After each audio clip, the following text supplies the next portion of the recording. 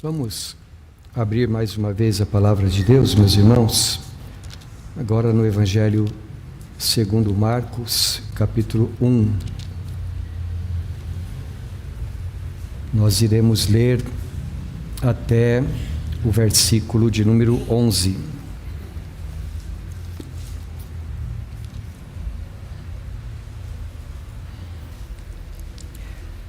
Princípio do Evangelho de Jesus Cristo, Filho de Deus, conforme está escrito na profecia de Isaías: Eis aí envio diante da tua face o meu mensageiro, o qual preparará o teu caminho. Voz do que clama no deserto: preparai o caminho do Senhor, endireitai as suas veredas. Apareceu João Batista no deserto, pregando o batismo de arrependimento para a remissão de pecados. Saíam a ter com ele toda a província da Judéia e todos os habitantes de Jerusalém, e confessando os seus pecados, eram batizados por ele no rio Jordão. As vestes de João eram feitas de pelos de camelo. Ele trazia um cinto de couro e se alimentava de gafanhotos e mel silvestre. E pregava dizendo: Após mim, vem aquele que é mais poderoso do que eu, do qual não sou digno de, curvando-me, desatar-lhe as correias das sandálias. Eu vos tenho batizado com água, ele, porém, vos batizará com o Espírito Santo. Naqueles dias, veio Jesus de Nazaré da Galileia e por João foi batizado no rio Jordão. Logo, ao sair da água, viu os céus rasgarem-se e o Espírito descendo como pomba sobre ele. Então foi ouvida uma voz dos céus: Tu és o meu Filho amado, em ti me comprazo. Até aqui, meus queridos irmãos, que o Senhor nos conduza na meditação de sua santa palavra. A Bíblia nos conta que depois que Jesus morreu, ressuscitou e subiu ao céu, os apóstolos dele, juntamente com os primeiros cristãos, costumavam se reunir para orar na casa de uma mulher que residia em Jerusalém, chamada Maria. Essa Maria era mãe de um jovem chamado João Marcos. E João Marcos era primo de outro cristão bastante conhecido, um homem chamado Barnabé. A Bíblia diz para nós que durante as primeiras 2 viagens missionárias, pelo menos, as grandes viagens evangelísticas que Barnabé fez, João Marcos estava com ele.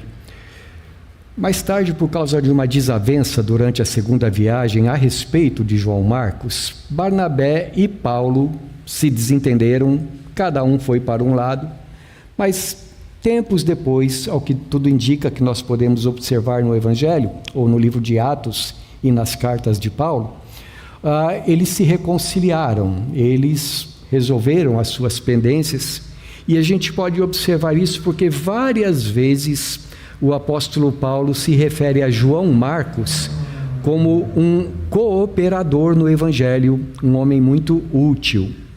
Mais tarde ainda, o apóstolo Pedro, quando ele escreve a sua primeira carta, Pedro descreve João Marcos como seu filho, no sentido de que era seu filho espiritual, alguém a quem o apóstolo Pedro mantinha espiritualmente, no Evangelho. Pois bem, meus irmãos, foi esse João Marcos, que muitas vezes é chamado apenas Marcos, que escreveu as palavras do Evangelho conforme nós lemos nesta noite para a nossa meditação. De acordo com a história da igreja, o apóstolo Pedro foi para a cidade de Roma e lá ele esteve pregando o Evangelho muitos anos, na realidade até a sua morte. E Marcos acompanhava sempre o apóstolo Pedro, de tal modo que quando já estava em idade avançada, ou talvez depois da morte de Pedro, os cristãos da cidade de Roma pediram que Marcos escrevesse aquelas coisas que Pedro havia ensinado. Por isso que o Evangelho de Marcos, muitas vezes, ele é descrito na história primitiva da igreja como as memórias de Pedro, porque era através da pregação de Pedro que Marcos havia conhecido essas histórias todas. Marcos, ele não fala diferente de Mateus, diferente de Lucas e diferente de João, ele não diz para nós muitas coisas que Jesus falou, mas ele se focaliza mais nas coisas que Jesus fez e que Pedro, naturalmente, anunciava. E através dessas coisas que Pedro anunciava e que Marcos escreveu, nós podemos conhecer bastante a respeito do nosso Senhor Jesus Cristo. No texto que nós acabamos de ler, ele começa dizendo assim: princípio do Evangelho de Jesus Cristo.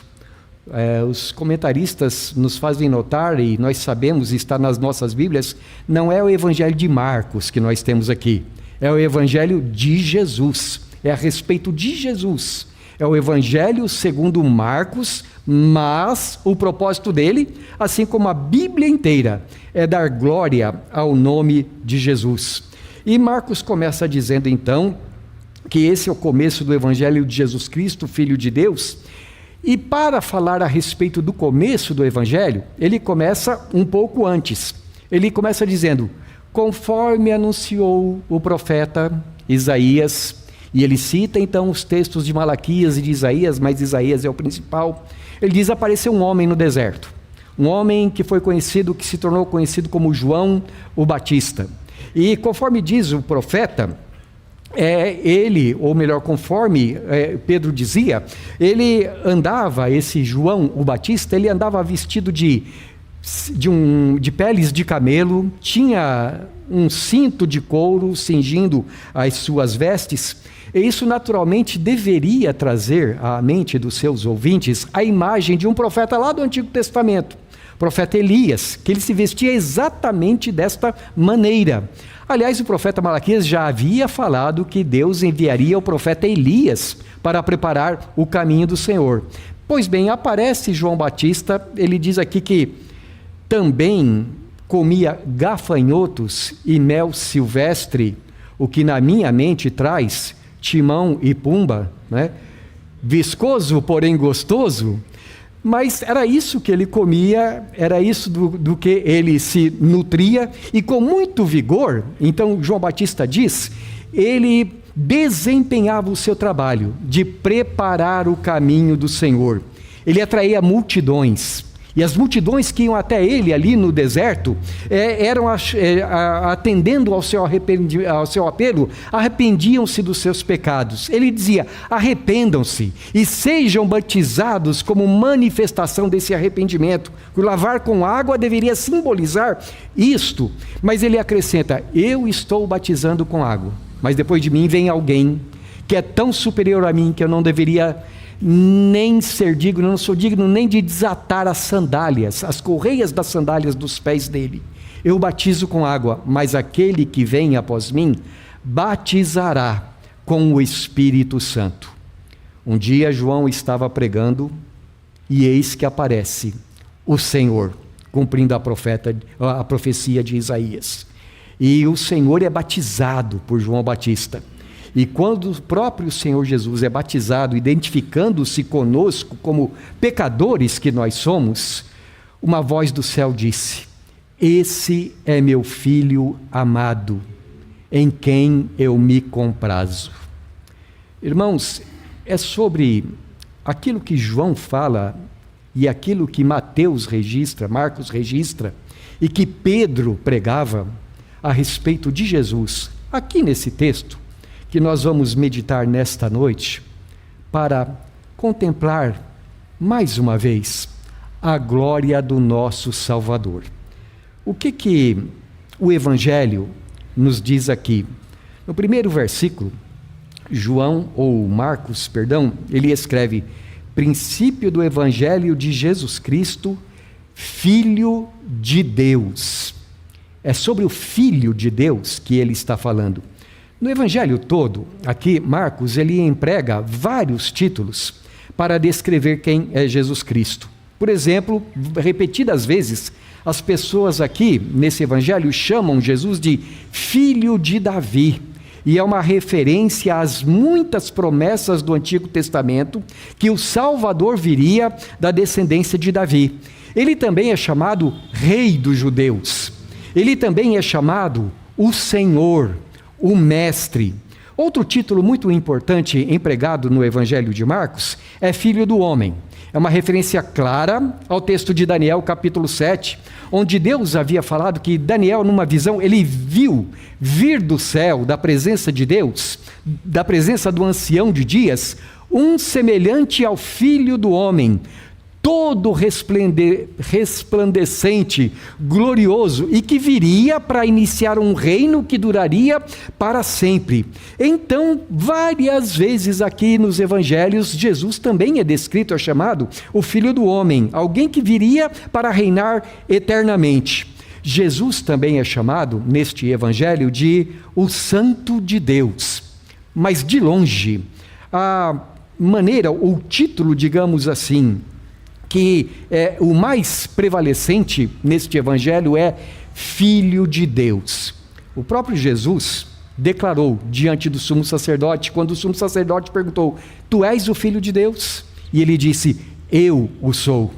Quando o centurião romano estava diante do Senhor Jesus na cruz, e Jesus morreu, e houve todas aqueles fenômenos atmosféricos e climáticos e geológicos, digamos assim, aquele homem disse: verdadeiramente este era o Filho de Deus.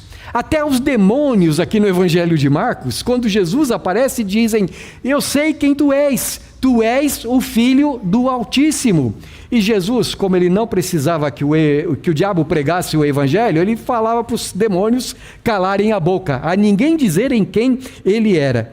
Mas, meus irmãos, de todas as vozes aqui neste Evangelho que dizem que Jesus é o Filho de Deus, digamos assim, a mais significativa, que não aconteceu somente uma vez, mas mais tarde, novamente aqui nesse mesmo evangelho, uma voz do céu dizendo: este é o meu Filho amado, em quem eu me comprazo.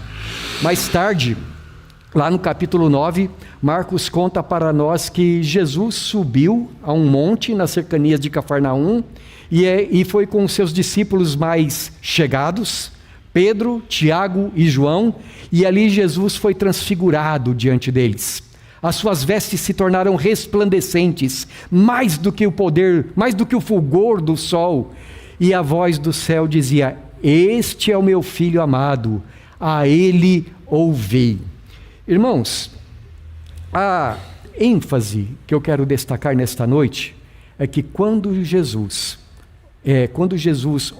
Deus fala a respeito de Jesus, entre outras coisas, o que Deus está dizendo é: no meu Filho está o meu grande prazer, no meu Filho está a minha grande alegria, nele eu me deleito, nele eu me comprazo. A primeira afirmação então que eu quero fazer é esta: quando você olha para o Senhor Jesus, você está olhando para o ser neste universo inteiro que dá mais prazer para o coração de Deus. E por que Jesus dá tanto prazer ao coração do Pai Celestial? Bom, primeiro porque Ele é Filho. E os pais, normalmente, os pais normais, têm prazer nos seus filhos. Então, pelo fato de Jesus ser um Filho eterno de Deus, Jesus dá para o Pai Celestial um prazer eterno. E existem muitas outras razões aqui, né? Uma delas é que Deus é amor, amor eterno. Ora, se Deus é amor e amor eterno, desde a eternidade Jesus, é claro, é o Filho amado, porque desde a eternidade Ele vivia em comunhão com o seu Pai Celestial. Mas eu quero enfatizar apenas uma verdade da palavra de Deus que é maravilhosa e que diz para nós, que mostra para nós mais uma razão pela qual Deus tem o seu prazer em Jesus. Por favor, abra lá em João capítulo 10. Nós vamos ler os versículos 16, 17 e 18. João 10, 16, 17 e 18 está escrito assim, Jesus falando, ele diz assim: ainda tenho outras ovelhas, não deste aprisco. A mim me convém conduzi-las. Elas ouvirão a minha voz, então haverá um rebanho e um pastor. Por isso o Pai me ama, porque eu dou a minha vida para reassumir. Ninguém a tira de mim, pelo contrário, eu espontaneamente a dou. Tenho autoridade para entregar e também para reavê-la. Este mandato recebi de meu Pai. Você notou no versículo 16? De acordo com a palavra de Jesus aqui, o Pai o ama, porque Ele daria a sua vida para reunir um só rebanho, para reunir a grande multidão dos eleitos de Deus, as ovelhas dele. Ele derramaria o seu sangue precioso para que as suas ovelhas pudessem ser resgatadas. Agora ele diz assim: só que eu faço isso, eu não faço apenas porque recebi esse mandato de meu Pai. Não é só porque o Pai mandou, eu estou fazendo espontaneamente, voluntariamente, reunindo um só rebanho que ouve a minha voz, como as ovelhas ouvem o seu pastor. Assim como Deus é amor, o Filho é amor. E porque o Filho é amor, o Pai ama o seu Filho. Porque Jesus deu a sua vida por nós, Ele é amado de Deus. Porque Deus também queria a nossa salvação. Primeira coisa então, olhe para Jesus como aquele que alegrou o coração de Deus quando morreu na cruz por você. O Pai se alegra nisso. Segundo, Jesus Cristo é o cumprimento das promessas de Deus. Nos versículos 2 a 4 aqui do capítulo 1, nós temos um dos textos proféticos do Antigo Testamento mais comentados, mais aludidos, mais notados novamente no Novo Testamento. Ele diz aqui que o evangelho começa com João Batista, pregando. João Batista, o mensageiro de Deus, pregando no deserto, em cumprimento daquilo que os profetas haviam dito, conforme está escrito na profecia de Isaías: eis aí envio diante da tua face o meu mensageiro, o qual preparará o teu caminho. Vós do que clama no deserto, preparai o caminho do Senhor, endireitai as suas veredas. Apareceu João Batista no deserto, pregando o batismo de arrependimento para a remissão dos pecados. Colocando, meus irmãos, de uma forma mais ampla, de uma perspectiva mais ampla, o Evangelho, a boa notícia da salvação, na verdade, não começa quando Jesus começa a pregar. Começa antes disso. Começa com João Batista, ou melhor, começa lá do Antigo Testamento, quando Isaías falou: vós do que clama no deserto, preparem o caminho do Senhor, faça veredas para o nosso Deus. E falando de uma perspectiva maior ainda, meus irmãos, as promessas de Deus a respeito da vinda de Jesus começam lá em Gênesis. Toda a Bíblia Sagrada contém o Evangelho. Depois que os nossos primeiros pais pecaram lá no Jardim do Éden, você se lembra a promessa do Senhor para eles? Ele se dirige mais especialmente à mulher e diz que da semente da mulher sairia alguém que esmagaria a cabeça do diabo, que esmagaria aquele que levou a humanidade ao pecado. Então nós tínhamos, desde o Antigo Testamento, a promessa da redenção, a promessa da salvação, do perdão. Tínhamos a promessa da vinda do Filho de Deus, do descendente de Davi, do Filho do homem, do Rei dos reis, do Senhor dos senhores. Tínhamos a promessa de que alguém viria e viveria uma vida impecável, em obediência à vontade do Pai, que viveria uma vida justa, e que esse justo morreria pelos injustos, daria a sua vida. Tínhamos a promessa de que o Pai não deixaria o seu corpo na morte, que o seu corpo não veria a corrupção, mas que ele seria tirado, que ele seria livrado da morte. Temos também a promessa da palavra de Deus, da sua ascensão ao céu, do derramar do Espírito Santo sobre os escolhidos de Deus, e do perdão eterno, da vida eterna, e tantas outras promessas que dizem respeito à nossa salvação e ao nosso bem-estar neste mundo também. Promessas para nós e para nossos filhos, como disse o apóstolo Pedro, e para quantos ainda estão longe, para quantos Deus ainda chamar, para os nossos descendentes também. Há duas coisas, meus irmãos, que eu gostaria de enfatizar ou de lembrar a respeito dessas promessas que estão no Antigo e no Novo Testamento. A primeira delas está lá em Números, capítulo de número 23. Eu gostaria de ler com vocês, que vocês, por favor, me acompanhem, a leitura lá no versículo 19 de Números, capítulo 23, e está escrito assim: Deus não é homem para que minta, nem filho do homem, nem filho de homem para que se arrependa. Porventura, tendo ele prometido, não o fará? Ou tendo falado, não o cumprirá? Há uma grande ênfase aqui, não é? Um contraste que ele está fazendo entre os seres humanos e Deus. Os seres humanos, ele diz, são pecadores, falíveis, limitados. E por causa disso, muitas vezes, os seres humanos não têm palavra. Eles falam uma coisa e fazem outra. Eles prometem alguma coisa, mas você não pode confiar no que eles estão falando. Não, meus irmãos, que as nossas palavras, que as nossas promessas não importem.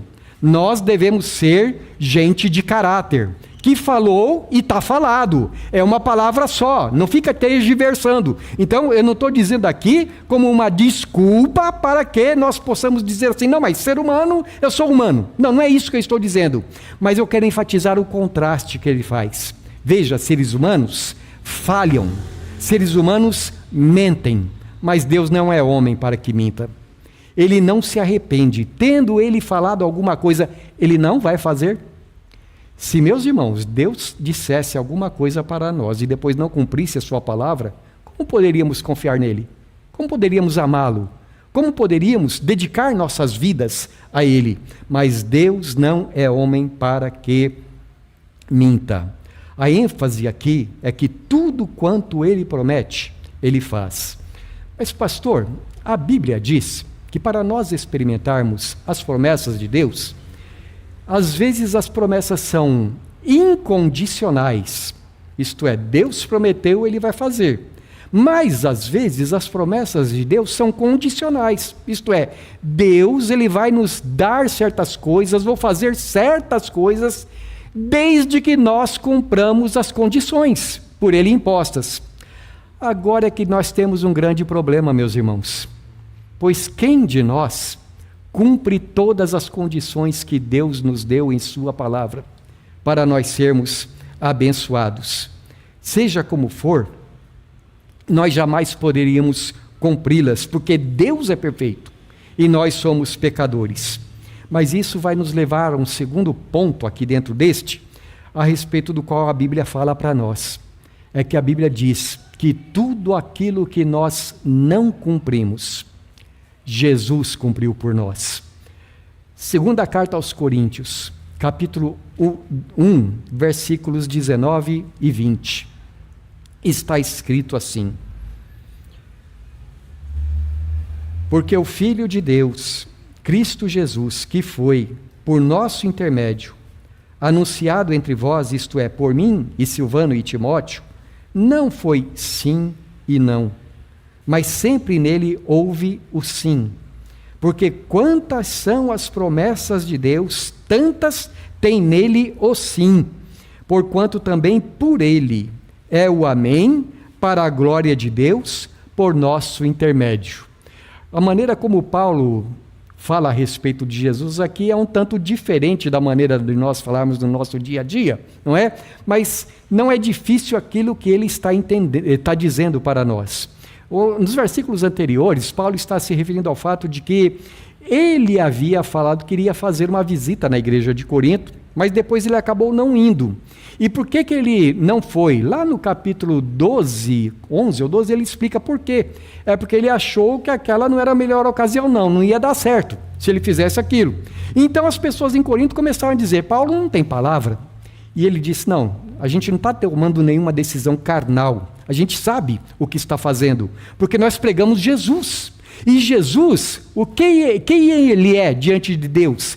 Ele é o sim de Deus para todas as promessas de Deus na nossa vida. Tudo quanto Deus prometeu, o sim está em Jesus. Não é talvez, está em Jesus. Confie em Jesus. Nele nós temos o sim. E como é que a gente costuma terminar as nossas orações? Assim seja. Amém. Em Jesus é dessa maneira. Você pode confiar nas promessas de Deus, uma vez que você está em Cristo Jesus. Jesus, o Filho de Deus, o Filho da mulher que Deus prometeu, é o nosso mediador diante de Deus. Tudo é dele, tudo é por ele, tudo é para ele. E é por isso que nós oramos e dizemos, em nome de Jesus, amém. É porque nós confiamos em quem é Jesus para nós. E isso nos conduz a um terceiro ensinamento que diz respeito à garantia de que nós somos herdeiros das promessas. Voltando para Marcos capítulo 1, versículo 8. João Batista diz assim, eu vos tenho batizado com água, ele, porém, vos batizará com o Espírito Santo. O enviar do Espírito Santo, como se fosse, usando as palavras de Jesus, uma fonte de água viva a jorrar do nosso interior, uma fonte de águas purificadoras sobre os eleitos de Deus, era mais uma e talvez a maior das promessas da antiguidade, como nós vemos claramente nos profetas Ezequiel, Joel e Isaías também. Em Joel 2, 28 está escrito, derramarei o meu espírito sobre toda a carne. Em Isaías 44, 3 está escrito, derramarei o meu espírito sobre a tua posteridade. Em Ezequiel 39, 19, Deus diz, derramarei o meu espírito sobre a casa de Israel. Em Zacarias, capítulo 12, está escrito, derramarei o espírito de súplicas e ações de graças. E um texto que eu gostaria de ler com vocês, por favor, Ezequiel capítulo 36, versículos 25 a 27. E Deus diz assim, então aspergirei água pura sobre vós, e ficareis purificados. De todas as vossas imundícias e de todos os vossos ídolos vos purificarei. Dar-vos-ei coração novo, e porei dentro de vós espírito novo. Tirarei de vós o coração de pedra, e vos darei coração de carne. Porei dentro de vós o meu espírito, e farei que andeis nos meus estatutos, guardeis os meus juízos e os observeis. Que promessa, que descrição linda que a palavra de Deus nos dá a respeito do que é ser regenerado. É como se Deus derramasse água pura sobre nós. Mas essa água é uma água melhor do que a de João Batista. É a água do Espírito Santo, explica o apóstolo Paulo. É o lavar regenerador que recebem todos aqueles que creem no Senhor Jesus Cristo. E que, como disse o irmão na oração, Deus tira o coração de pedra e dá um coração de carne, um coração sensível. No dia em que Jesus subiu ao céu, ele recordou para os seus discípulos a promessa do Pai.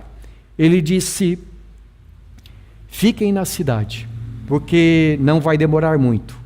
E vai ser enviado o Espírito prometido. E conforme Jesus falou, cerca de 40 dias depois, o Pentecostes. E o Espírito Santo foi derramado sobre a igreja do Senhor. Mas pastor, todas as referências que o senhor citou do Antigo Testamento, elas não dizem respeito à descendência de Abraão? derramarei o meu espírito sobre Israel, derramarei o meu espírito sobre a tua posteridade, vossos filhos e vossas filhas. Sim, todas essas promessas dizem respeito a Israel. E aqui está a maravilha. Vamos ver Gálatas, capítulo 3. Eu quero ler com vocês alguns versículos de Gálatas, capítulo 3, onde Deus está explicando para nós quem é Israel. Capítulo 1 e capítulo 3, melhor dizendo, versículos 1 e 2. Ó Gálatas insensatos, quem vos fascinou a vós outros, ante cujos olhos foi Jesus Cristo exposto como crucificado? Quero apenas saber isto de vós: recebestes o Espírito pelas obras da lei ou pela pregação da fé? Agora veja o versículo 5, nós não vamos ler todo o capítulo. A partir do versículo 5, aquele, pois, que vos concede o Espírito e que opera milagres entre vós, porventura o faz pelas obras da lei ou pela pregação da fé? É o caso de Abraão, que creu em Deus, e isso lhe foi imputado para a justiça. Sabei, pois, que os da fé é que são filhos de Abraão. Ora, tendo a Escritura previsto que Deus justificaria pela fé os gentios, preanunciou o Evangelho a Abraão: em ti serão abençoados todos os povos, de modo que os da fé são abençoados com o crente Abraão. Versículo 14. Para que a bênção de Abraão chegasse aos gentios em Jesus Cristo, a fim de que recebêssemos pela fé o Espírito prometido. Versículo 26. Pois todos vós sois filhos de Deus, mediante a fé em Cristo Jesus. Versículo 29. E se sois de Cristo, também sois descendentes de Abraão e herdeiros segundo a promessa. Todas as promessas de Deus são para nós, é o que o apóstolo Paulo está falando, porque nós, os da fé em Jesus Cristo, sejamos judeus ou gentios, nós é que somos descendência de Abraão. Não, meus irmãos, que o apóstolo Paulo ensine que Deus tenha abandonado a nação de Israel. De acordo com Paulo em Romanos capítulos 9, 10 e 11, e ele diz assim: se Israel, tendo rejeitado ao Senhor, isso foi glória para os gentios, imagine como será quando Israel converter-se ao Senhor. Deus tem um plano para Israel ainda, como nação, mas o que eu quero destacar é que essas promessas são para nós. Aquilo que Deus prometeu através de Jesus Cristo e cumpriu, Ele também deu a nós, que somos o seu Israel. Eu quero recordar brevemente os 3 pontos que nós vimos esta noite e que nos mostram porque o Evangelho, a boa notícia, no final de tudo, é Jesus Cristo. Ele é o Evangelho. Primeiro, porque Jesus Cristo é quem satisfaz plenamente o coração do Pai. É Ele que dá alegria eterna ao coração de Deus. E uma das maiores razões pelas quais Ele dá alegria ao coração do Pai é porque Jesus deu a sua vida por nós. E o Pai nos ama. E Jesus nos ama. Segundo, Paulo diz, o Evangelho nos mostra que em Cristo Jesus se cumprem todas as promessas de Deus. Ele é o sim, Ele é o amém, é nele que nós depositamos a nossa confiança. Terceiro, é que a grande evidência que nós somos herdeiros dessas promessas é que nós temos fé em Jesus. E todo aquele que tem fé em Jesus recebeu o Espírito prometido, o Espírito que regenera, o Espírito que ensina, o Espírito que corrige, que orienta, que consola, que renova, o Espírito que nos faz andar com o Senhor Jesus a cada dia da nossa vida. Quais as implicações destas verdades para nós? Eu quero apenas citar algumas. Primeira, é uma alegre humildade diante do Senhor Jesus.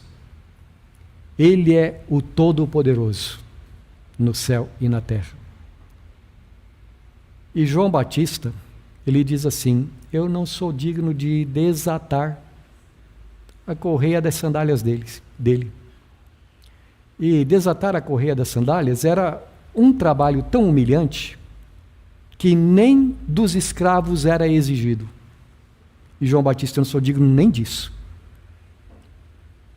João Batista, em certa outra ocasião, disse: importa que ele cresça e eu diminua. Se nós somos crentes em Jesus, se nós sabemos que nós somos eternamente salvos pela graça e pelo poder dele, se nós sabemos que ele, por sua própria natureza, é puro, santo, impecável, e nós somos completamente o contrário disso, andemos com muita humildade na presença de Jesus. Segundo, observe que, embora João Batista se considerasse indigno, João Batista foi encarregado de preparar o caminho do Senhor.